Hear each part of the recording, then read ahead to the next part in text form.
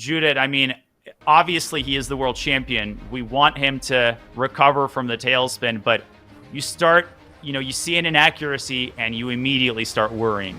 Yes, of course, many people talk about it. What kind of World Championship match are we going to be witnessing in November?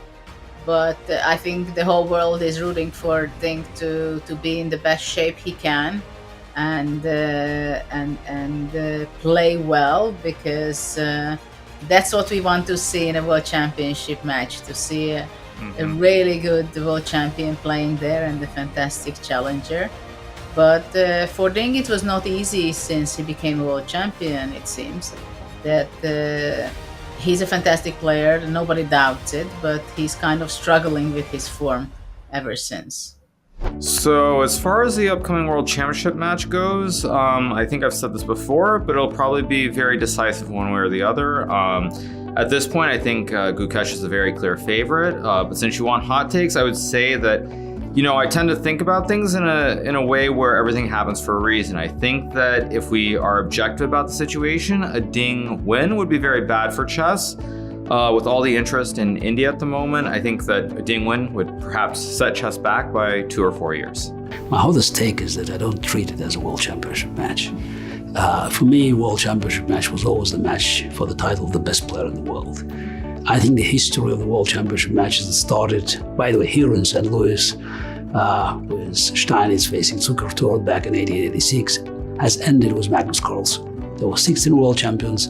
You could call them, just this is at this every given moment, the best players. It's those who took the title by beating the best player. So it's, with all due respect, Ding playing Gukesh, it's an important event. It's still FIDE event.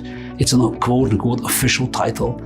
But these days, with all the modern technologies, with chess getting faster and faster, with our lives getting also faster, it's to keep an antiquated system of qualification that takes 18 months or longer to select a challenger. It's not adequate. And I think Magnus' decision, though probably I would have acted differently, but still his decision was a correct one. And you can see that he's enjoying himself now. He's playing even probably better chess than before this tough decision that he had made. As for the match, I think Gukesh is a favorite because the way Ding had been playing lately, it's kind of a shadow of old Ding we all remember. If he can recover miraculously, so then it will be an interesting fight. But in any case, it's an event that has nothing to do with the main idea of the World Championship match to define the best player on the planet. Yeah, I don't want to be boring. So let's say Ding is going to win convincingly. I don't think it's going to be easy at all for Gukesh. I think he's a favorite. I mean, we have to maybe say that by the past results, because he's been so much stronger than Ding in recent year, at the very least, maybe even more than year. But I think it's going to be different, for Gukesh, for anyone who's playing in that atmosphere. And although Gukesh plays very, very well, and sometimes, dominantly well, like at the Olympiad, it's not going to be, I don't think it's possible to dominate the World Championship match. I think we also expected, like last World Championship, Jan was winning game 2, and then we thought, okay, he's just going to win, he's winning with black in the opening, he's going to win this match easily. And then something strange happens. So that's what happens when you put pressure on people. For Gukesh, I think he's doing everything correctly. We can see that his level is very high. He's playing every game, playing long games, fighting for every point, and pulling so much off. I mean, so many of the wins here have been very, very impressive. Everything is possible. I mean, even great players have won the match for the first time.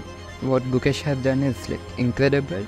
He won the candidates at 17. The previous record was at 20 or something. So he didn't just break the record, but by a huge margin he broke. So that is incredible. Unless Ding has a way to suddenly reverse, basically I would say have short-term memory loss, where everything that's happened over the last year goes out of his mind and he's able to play great chess as well. It's just, I don't see it being a close match. I think that all the signs point to a clear and dominating Gukesh victory. First of all, he's been playing much better chess over the last year and a half. Secondly, he's much younger, so he is still improving. He is not peaked in terms of the level that his chess can get to. Just, to me, I just don't see any world where Gukesh doesn't win, unless Ding is able to, say, draw the first 4 or 5 games, and we get to a moment where if he gets like one great game in the middle and he wins, then of course he could win the match. But overall, I would say it's probably 80-20. That's my prediction in favor of Gukesh. But we can also say that for Gukesh, it's the first try. It's not the last try.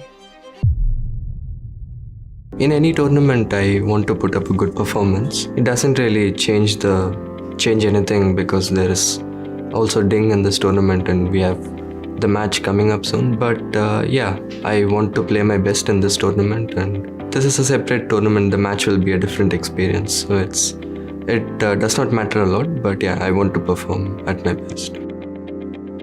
My hottest take is that I don't treat it as a World Championship match. I guess the reason is maybe we are not that professional than Magnus.